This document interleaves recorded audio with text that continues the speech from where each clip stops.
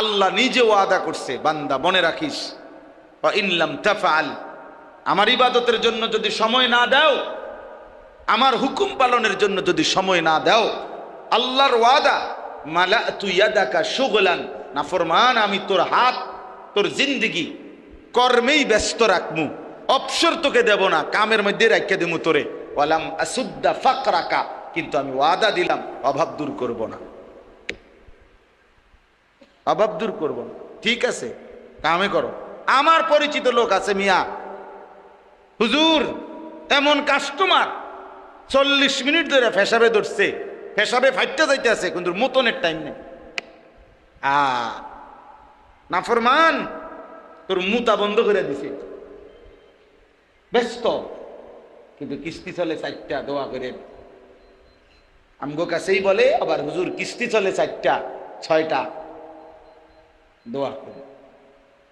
আল্লাহ তাআলা বলছে, নামাজেরও সময় নাই, আমার সেজদা দিবার টাইমও নাই, আমি তোমারে শান্তি দিতাম না। ঠিক আছে, চলো।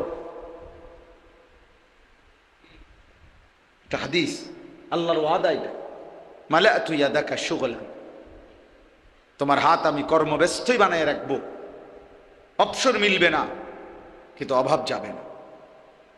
আর তাফাররাগ লি ইবাদাতি ইয়া ইবনা আদম, আল্লাহ বলছে, হে বনি আদম, আমার ইবাদতের জন্য সময় দিও, আমার বন্দেগীর জন্য সময় দিও।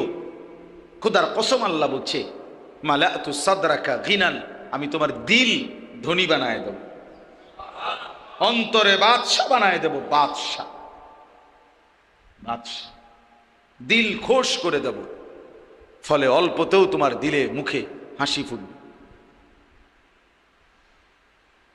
আর কি, আসুদ্দু ফাকরাকা, আমি নিজে আল্লাহ তোমার অভাব দূর করে দেব, বরকত দিয়ে দেব। ওয়ালাউ আন্না আহলাল কুরা আমানু ওয়াত্তাকাউ লাফাতাহনা আলাইহিম বারাকাতিম মিনাস সামাই ওয়াল আরদ।